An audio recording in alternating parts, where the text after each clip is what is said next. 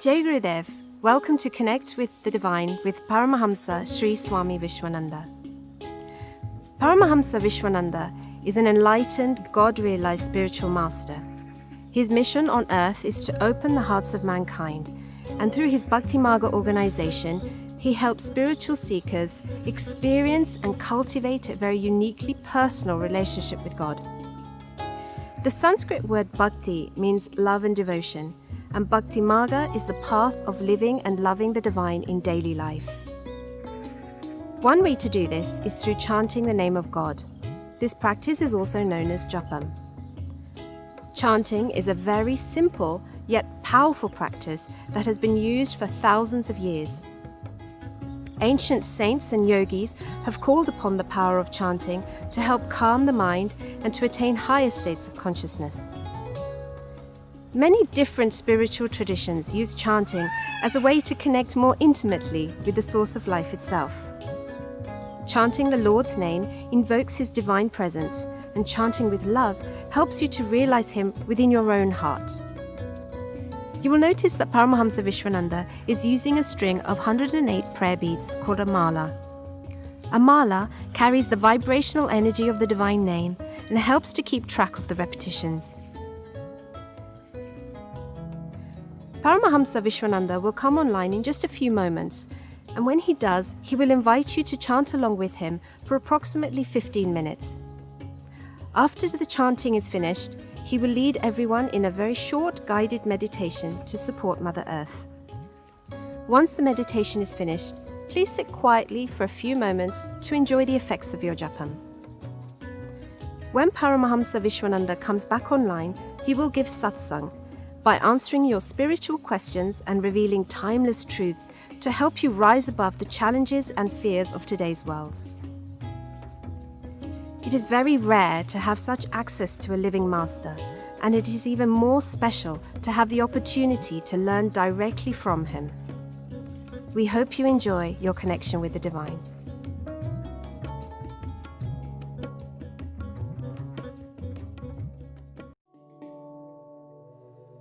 Have you ever looked into the eyes of a spiritual master? Come and experience it for yourself. Look into the eyes of real, unconditional love and let it open your heart. Paramahamsa Sri Swami Vishwananda is a God-realized master who lives in constant union with the divine. He lives at a place in the heart of Europe. It is called the home of the Divine Mother. From here, he is now giving what is called darshan online so that everyone can benefit. Darshan means divine sight, but simple words cannot do justice to the incredible experience of seeing and being seen by him. Look into the eyes of unconditional love and let it open your heart. You can now have your own experience of this divine master from wherever you are. Feel it for yourself and let love return.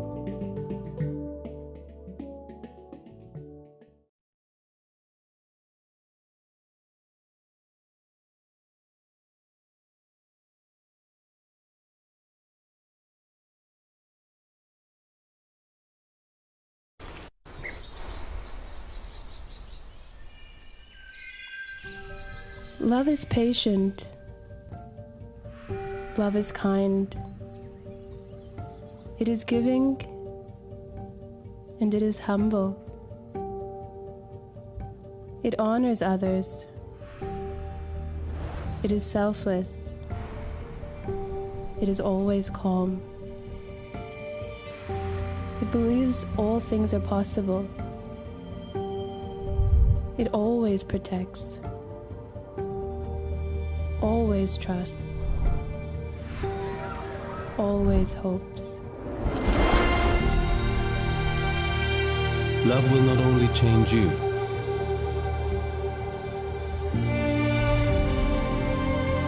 it will change the people around you.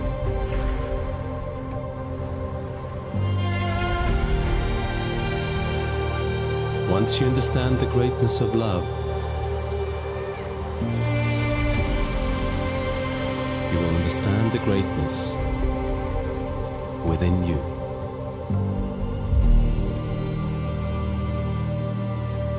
There's no tools or technique love starts by loving.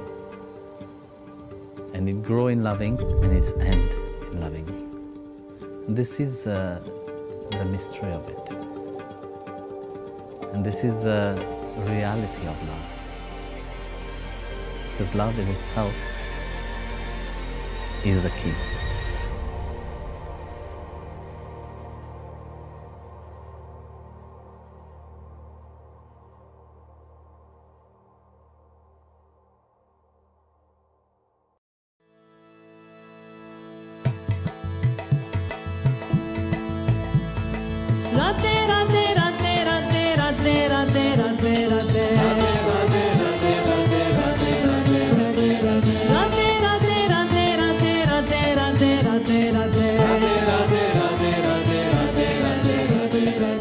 Bhajamana Govinda Govinda Radhe Bhajamana Govinda Govinda Radhe Bhajamana Krishna Gopala Hare Bhajamana Krishna Gopala Hare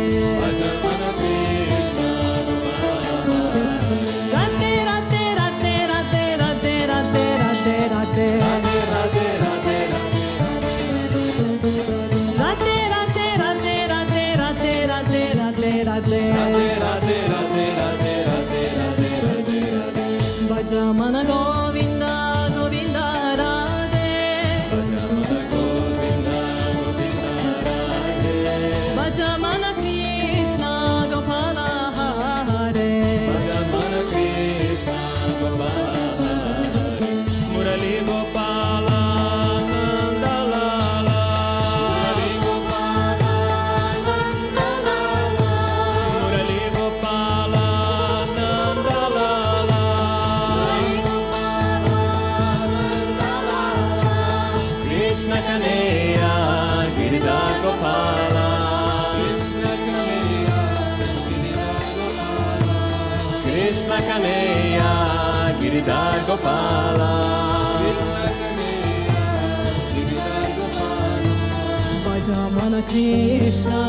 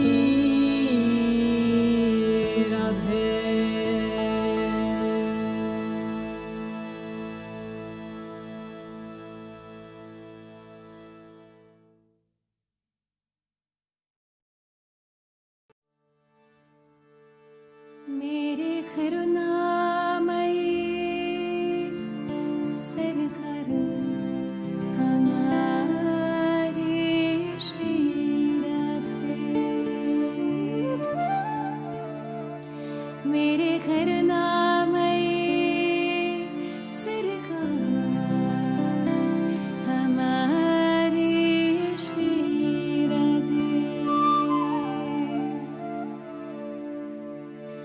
Shri Radhe जय श्याम राधे। श्री राधे जय श्याम राधे। श्री राधे जय श्याम राधे। श्री राधे जय श्याम राधे। श्री राधे जय श्याम राधे। श्री राधे जय श्याम राधे। श्री राधे जय श्याम राधे। श्री राधे जय श्याम राधे।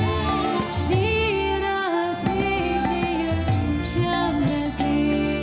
श्री राधे जय श्याम राधे।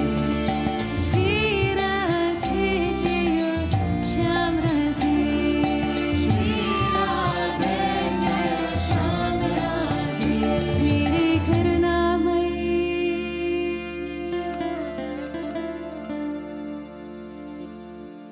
मेरे करुणामयी सरकार हमारी श्री राधे। मेरे करुणामयी सरकार हमारी श्री राधे। मेरे करुणामयी सरकार हमारी श्री राधे। मेरे करुणामयी सरकार हमारी श्री राधे। श्री राधे जय श्याम राधे। श्री राधे जय श्याम राधे। श्री राधे जय श्याम राधे। श्री राधे जय श्याम राधे। श्री राधे जय श्याम राधे। श्री राधे जय श्याम राधे। श्री राधे जय श्याम राधे। श्री राधे जय श्याम राधे। श्री राधे जय श्याम राधे। श्री राधे जय श्याम राधे। श्री राधे जय श्याम राधे। श्री राधे जय श्याम राधे। श्री राधे राधे राधे राधे राधे राधे राधे राधा। श्री राधे राधे राधे राधे राधे राधे राधे राधे राधा। ओ श्याम श्याम श्याम श्याम श्याम श्याम श्याम श्याम श्याम। श्याम श्याम श्याम श्याम श्याम श्याम श्याम श्याम श्याम। ओ श्याम श्याम श्याम श्याम श्याम श्याम श्याम श्याम श्याम। श्याम श्याम श्याम श्याम श्याम श्याम श्याम श्याम श्याम। करुणामयी कृपामयी मेरी दयामयी राधा। करुणामयी कृपामयी मेरी दयामयी Radha. करुणामयी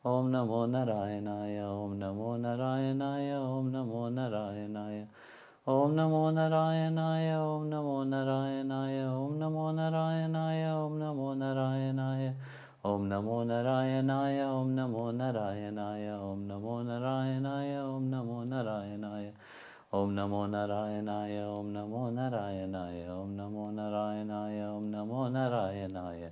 Om Namo Narayanaya, Om Namo Narayanaya, Om Namo Narayanaya, Om Namo Narayanaya. Om Namo Narayanaya, Om Namo Narayanaya, Om Namo Narayanaya, Om Namo Narayanaya. Om Namo Narayanaya, Om Namo Narayanaya, Om Namo Narayanaya, Om Namo Narayanaya.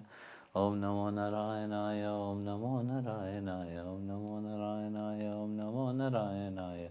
Om Namo Narayanaya, Om Namo Narayanaya, Om Namo Narayanaya, Om Namo Narayanaya. Om Namo Narayanaya, Om Namo Narayanaya, Om Namo Narayanaya, Om Namo Narayanaya. Om Namo Narayanaya, Om Namo Narayanaya, Om Namo Narayanaya, Om Namo Narayanaya. Om Namo Narayanaya, Om Namo Narayanaya, Om Namo Narayanaya, Om Namo Narayanaya. Om Namo Narayanaya, Om Namo Narayanaya, Om Namo Narayanaya, Om Namo Narayanaya. Shri Gurubhyo Namaha. Hare Om. Now, let us do a little meditation. Close your eyes. Focus your attention on your third eye and visualize a light on your third eye. And let this light increase in its size and luminous. And gaze deep in the middle of the light. See either your Ishtadev, your Guru, or any deity which you worship.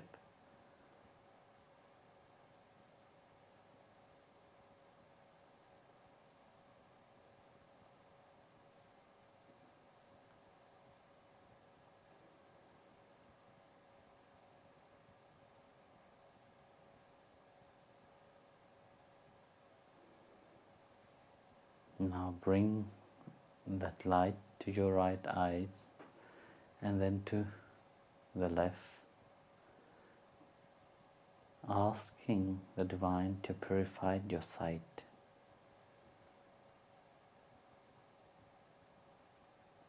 Bring the light to your nostril.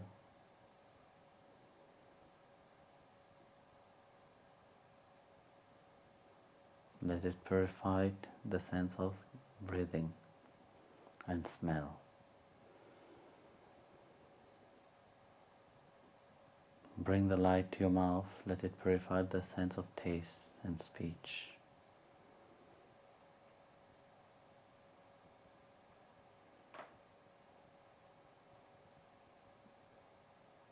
Bring the light to your ears, the right one, then the left one. Let it purify the sense of hearing.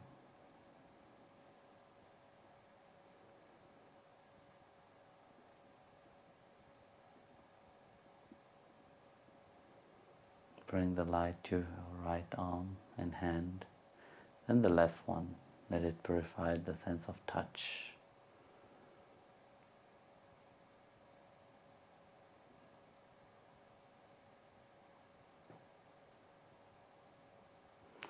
Bring the light to your leg and feet.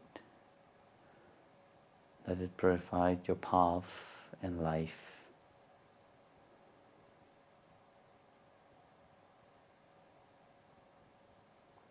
Now bring the light to your heart. Feel the warmth of your heart. Feel the love that you have. Let this light expand, shining throughout your body. This divine light keep increasing and spreading Chant together with me. Asato ma satgamaya tamaso ma jyotirgamaya mrityorma amritam gamaya. Om Shanti Shanti Shanti. Shri Gurubhyo Namaha. Harihi Om. Take it back.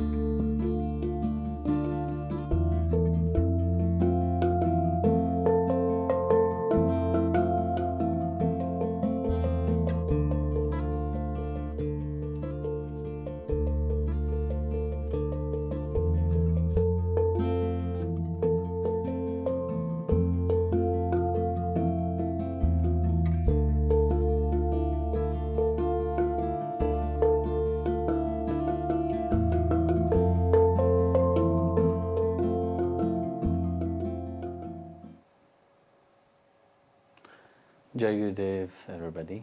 So I will ask Jai Gopal to ask you a question. Guruji, in the Ramayana, when Sita, Rama and Lakshmana are in exile in the forest, Lakshmana draws a protective circle around Sita. What does this circle represent?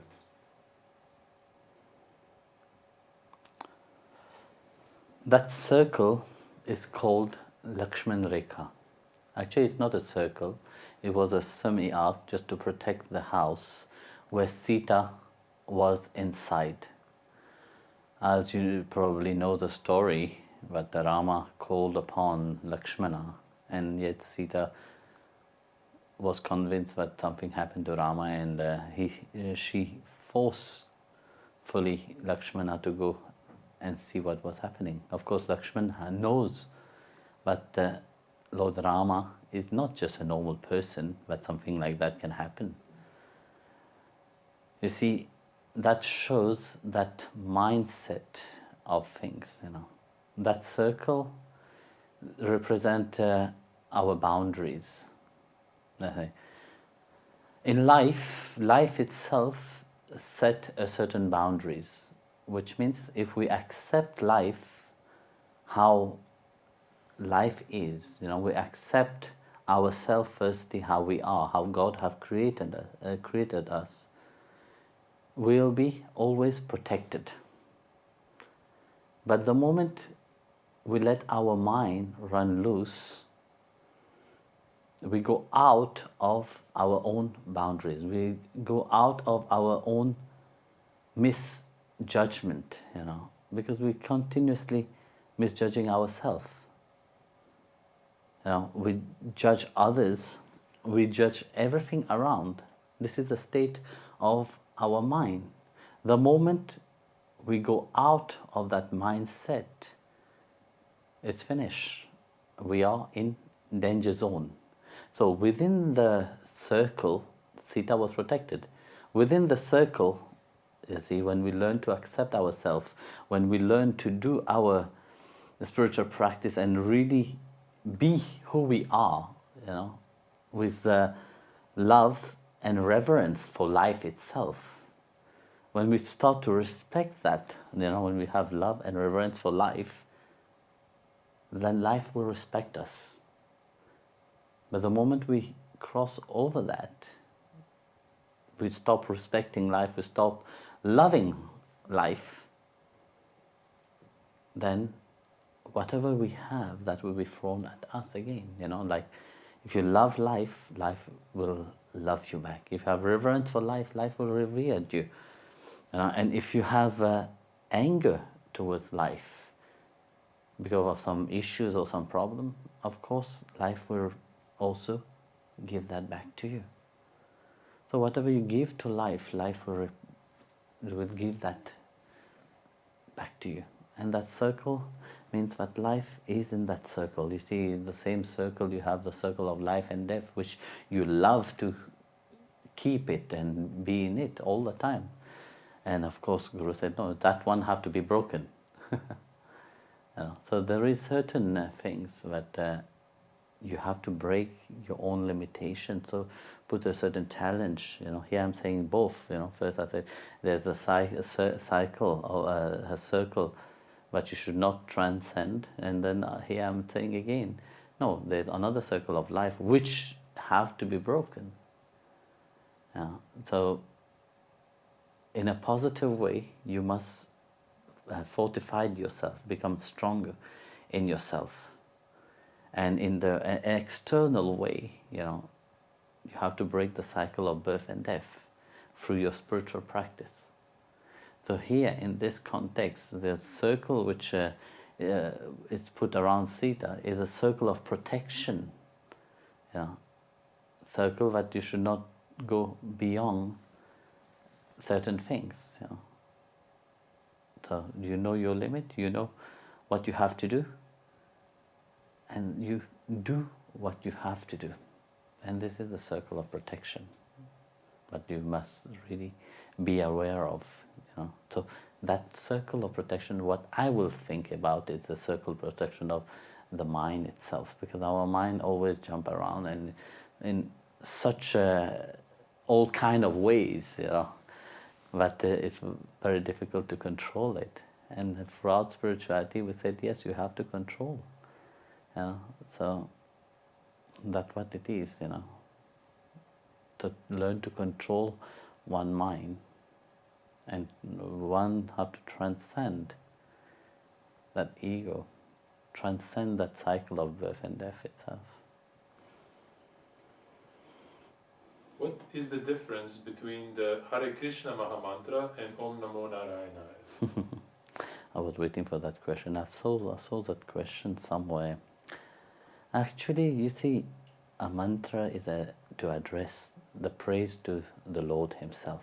When we look at the mantra from both sides, whether it is Hare Krishna mantra or it is Om Namo Narayanaya, we are addressing the same Supreme Lord.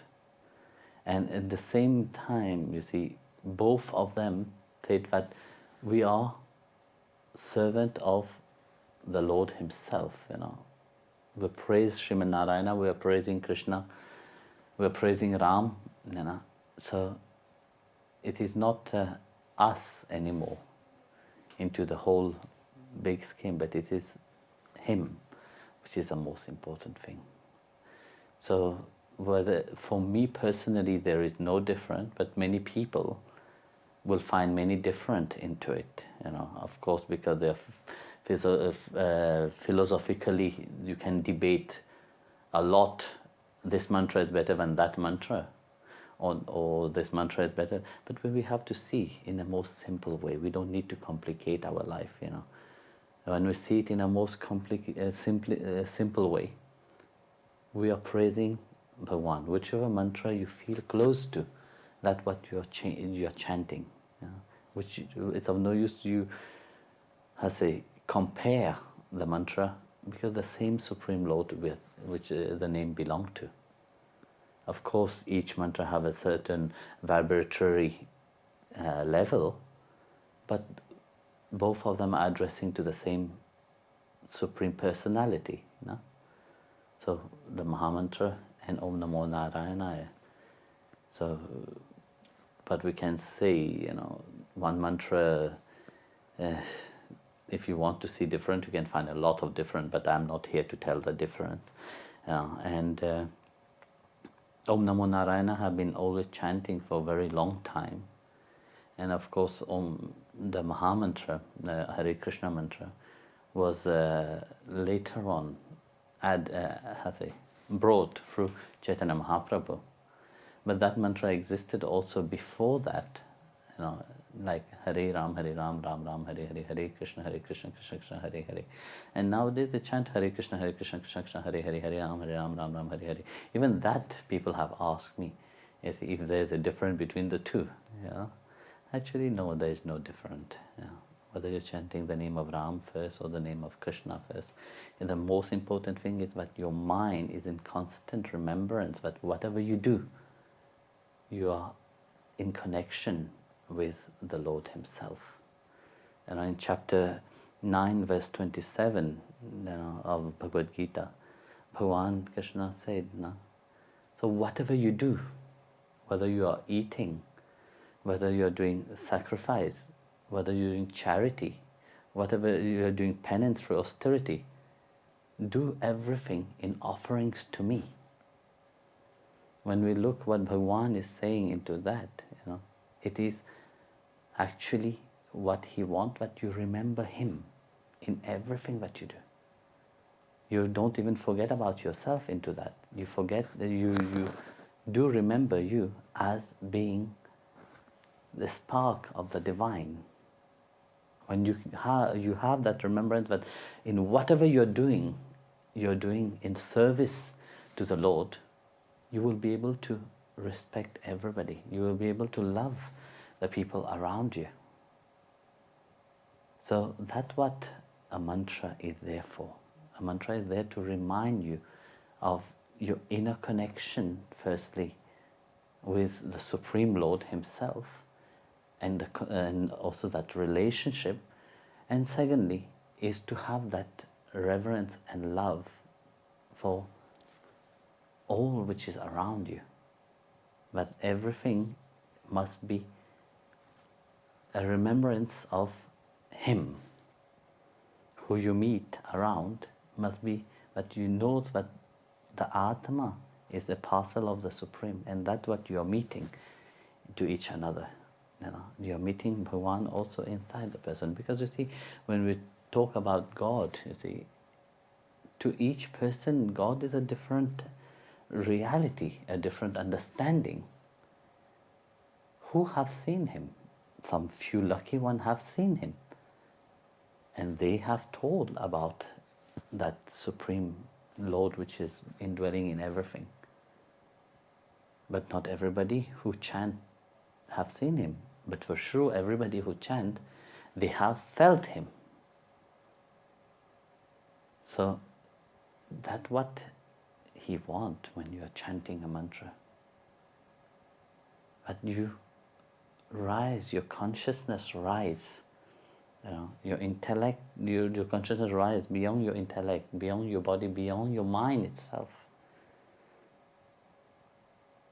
Then you will have that divine connection. So that's what the mantra does, transforming of the mind. But mind is very difficult to transform. It's one of the most difficult things. There's a beautiful story. Janmajaya once asked sage Vedavyas, why my ancestor was slave to the mind. And Vedavyas replied, well, indeed, the mind is very powerful, and the mind is pleasure-loving. And the mind always run toward that. And he said to him, but in 3 months' time, you will have the answer of your question. So I'm telling you right now, in 3 months' time, there will be a horse merchant will come to you. Please, if you don't buy that horse. But if you bought that horse, if you buy that horse, please don't ride it. But in case if you ride it, don't go east. If you go east, you will see a woman waiting for you. Don't talk with her. But in implies if you have talk with her, and don't take her home. And if you take her home, don't obey her. He was very happy. He listened to the advice of Vedavyas. And as Vedavyas have said, eventually, 3 months later, a merchant of horse came, a stallion, big black horse, very majestic. And everybody was praising that horse. And the minister said, you must buy it, king. And the king was thinking, well, what harm will it be if I buy this horse? So he bought the horse. Then he said, okay, I will not hide the horse. And he said, all the minister was praising him, saying, but this will be a great trophy, like a beautiful piece of in your stable, and many kings and everybody will come and see this. So he bought the horse, and some other king came and said, oh, my majesty, you will, this horse is made for you, and only you could ride this horse, nobody else. Then he was thinking, what harm will it be? I'm not going to ride toward the east. What wrong will it be if I just ride the horse a little bit to please all the other people? So he went on the horse, and the horse, for any reason, start panicking and start chasing, running toward the east. So as the horse was running, he was not being able to control the horse. He arrived, and on the way, as it was running toward the east, there was a lady sitting on the side of the road, crying. So the king managed to control the horse, stopped down and asked the lady, "Why are you crying, my dear lady?" And the lady said, "Look, I lost my friends and relatives. I don't know where they are, and I'm all alone here." And the king said, "Well, come to my court. I will make sure that everything is provided for you." So saying that, the lady said to Janmajaya, "I'm coming with you." And the king said, "No, I can't take you with me." And then she said, "If you don't take me and something happened to me, and wild beasts eat me, you will have to pay for that." So feeling guilty, the king took her to the palace. And in the palace, she was given all the care. And everybody liked her very much. They liked her manner, they liked how sweet and beautiful she was, and so on.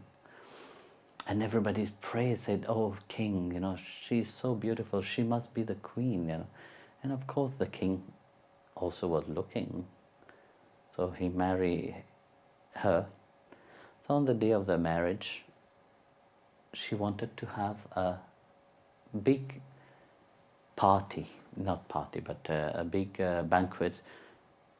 And he said, "Why?" She said to him, "Why on our wedding normally there's a big feast? Why there's no big feast? And I would like to have a big feast." So the king said, "My queen, whatever you said, I will do.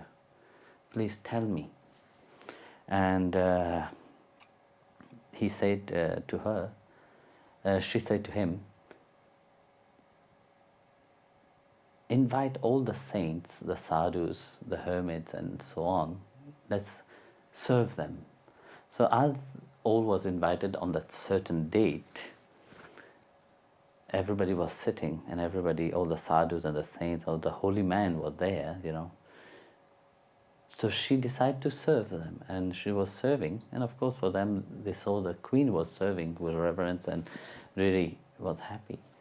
So she, in her madness, she thought that they were looking at her in a very impious way. So she went into a rage and started shouting, said, "You impious people, you are all cheaters," and so on. So and the king believed her, and also chased over start taking the sword and start running toward the saints and the sadhus. At that moment, Vedavyas appeared and said to the king, "My dear king, that is the power of the mind. If the mind is not controlled by due sadhana, the mind will run loose in spite of knowing what is right and what is wrong. So that the power of discrimination also disappeared from that mind. So that's why the mind must be controlled." So the king, Janmajaya, put his head down and apologized to Vedavyas, and he realized his folly of listening to his mind. So you see, the mind is not that easy to control when we let the mind run loose onto the outside, because the pleasure of the world and the beauty what the mind get attached to is very difficult. So unless the mind be transformed and changed by chanting of mantras, not just chant mantra, because you see nowadays it has become a trend. People just chant mantra as fancy, when you see they go to concert and all those things. It's good to be reminded wherever, but mantra is something which is personal. You connect with the divine. It's not a show. You're absorbed into that. That's why it's good to go to places where mantra has been chanted, and really where everybody come together and chant. But it's also very important to personally put it into practice daily. You can chant 16 rounds, or just have 1 hour, just chant the divine name, be absorbed into that.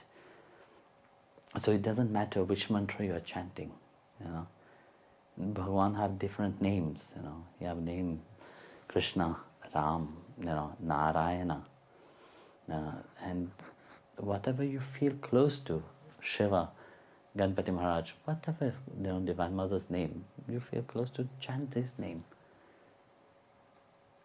Above all, that mind must transform and your heart must open to love. So, Jai Gurudev.